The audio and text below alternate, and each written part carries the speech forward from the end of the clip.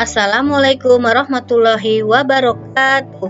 Bertemu kembali dengan saya Susan Adrianti dari SMPIT Harapan Umat Karawang, calon guru penggerak angkatan 9. Analisis skenario pembelajaran yang mengimplementasikan pembelajaran berdiferensiasi dari peserta didik sekolah dasar. Kenalkan, anggota kelompok kami ada saya sendiri Susan Adrianti, Ibu Dia Hasri, Ibu Dede, dan Ibu Ernest, dan juga Pak Ajar. Tujuan kolaborasi ini adalah menganalisis skenario pembelajaran yang mengimplementasikan pembelajaran berdiferensiasi yang beragam, karena setiap kelompok hanya akan menganalisis satu skenario.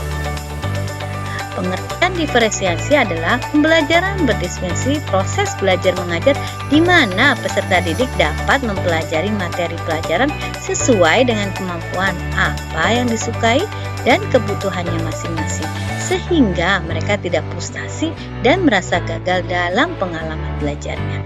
Berdasarkan pendapat Mage and Brock 2010. Di sini ada pertanyaan pemandu. Pertama, apakah kebutuhan belajar peserta didik yang berusaha dipenuhi oleh guru dalam kasus sekolah dasar tersebut? Dua, bagaimana guru tersebut menentukan kebutuhan belajar peserta didiknya? Yang ketiga, strategi pembelajaran berdiferensiasi apa yang digunakan? Yang keempat, bagaimana guru tersebut melakukan penilaian? Yang pertama, apakah kebutuhan belajar peserta didik yang berusaha dipenuhi oleh guru tersebut? Pertama adalah minat dan bakat belajar. Ada perbedaan antara minat dan bakat. Minat adalah kecenderungan menyukai suatu hal atau bawaan sejak lahir, yaitu bakat. Jadi bedanya, bakat adalah kemampuan bawaan yang berpotensi untuk dikembangkan atau dilatih. Dua, kesiapan belajar. Apa yang dimaksud dengan kesiapan belajar? Yaitu kondisi awal suatu kegiatan belajar yang membuatnya siap untuk memberikan respon. Yang ketiga, media belajar. Menurut Saiful Bahari Zamar dan Azwan Zain 2021-21, media pembelajaran adalah alat bantu apa saja yang dapat dijadikan sebagai penyalur pesan agar tercapai tujuan pembelajaran. Yang keempat, profil peserta didik. Profil belajar merupakan data seputar karakteristik setiap siswa karena mempengaruhi gaya, cara, dan kebiasaan dalam belajar. Pertanyaan kedua, bagaimana guru tersebut menentukan kebutuhan belajar peserta didiknya? Yang pertama, melakukan asesmen diagnostik. Pak Darmawan di minggu sebelumnya sudah menanyakan pada peserta didik, apa ada yang memiliki sumber belajar yang berhubungan dengan sistem organ pencernaan. Ada satu peserta didiknya yang memiliki komik sains dan memintanya untuk membawanya ke sekolah.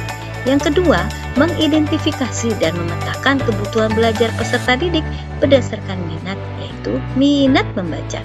Yang ketiga, Pak Darmawan mencari atau membuat perencanaan pembelajaran RPP sesuai dengan kebutuhan belajar peserta didik.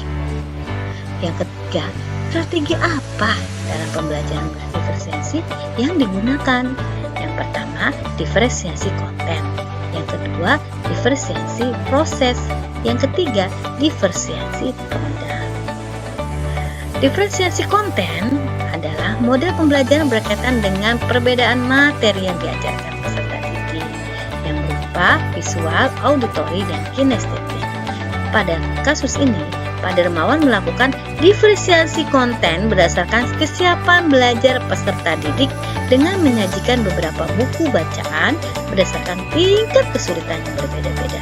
Yang kedua, Pak Darmawan melakukan diferensiasi konten berdasarkan kesiapan materi terstruktur terbuka, yaitu bahwa Pak Darmawan memberikan instruksi yang jelas. Lalu, diferensiasi proses, artinya bagaimana peserta didik memaknai materi yang dipelajari baik secara mandiri maupun kelompok. Pada awal pembelajaran, Pak Darmawan menyediakan pertanyaan pemandu, memahami apa yang dimaksud sistem. Yang kedua, Pak Darmawan mengembangkan kegiatan bervariasi untuk mengakomodasi gaya belajar. Misalnya, ada anak yang mengamati poster, membaca buku, mencermati video, mewawancara petugas UKS, dan menjawab kartu-kartu pertanyaan. Lalu selanjutnya diferensiasi produk, adalah strategi yang dapat dilakukan berupa tagihan yang kita harapkan dari peserta didik. Pak Dermawan memberikan tugas, tagihan, atau unjuk kerja yang harus ditunjukkan oleh peserta didik berdasarkan kemampuannya, yaitu rendah, sedang, dan tinggi. Yang keempat, bagaimana guru tersebut melakukan penilaian? Yang pertama, asesmen eksperimen, yaitu Pak Dermawan melakukan observasi dengan melakukan pertanyaan kepada peserta didik, mengetahui peserta didik yang mengalami kesulitan dan membutuhkan tantangan lebih, kemudian mencatat untuk menyesuaikan tingkat bantuan yang diberikan kepada peserta didik. Yang kedua, assessment for learning. Penilaian dilakukan selama proses pembelajaran sebagai dasar untuk melakukan perbaikan proses KBM, yaitu kegiatan belajar mengajar. Untuk murid-murid yang kurang mampu, ia menugaskan untuk menjelaskan alur pencernaan dalam sebuah diagram yang dilengkapi penjelasan singkat dengan kosakata yang secara sederhana. Dengan murid-murid yang kemampuan sedang, ia meminta membuat sebuah cerita narasi. Diberikan leluasa untuk bercerita dengan memakai nalar pikir yang kritis sesuai dengan sudah diajarkan.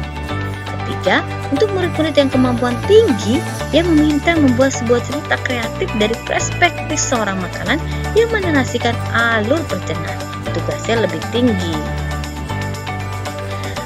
Dari ruang kolaborasi ini dapat dikesimpulan, yaitu pembelajaran berdiferensiasi adalah pembelajaran di mana guru menggunakan berbagai metode pengajaran untuk memenuhi kebutuhan individual setiap peserta didik sesuai dengan kebutuhan mereka.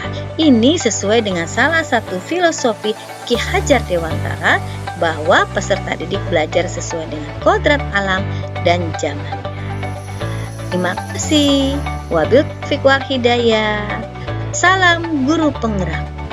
Wassalamualaikum warahmatullahi wabarakatuh.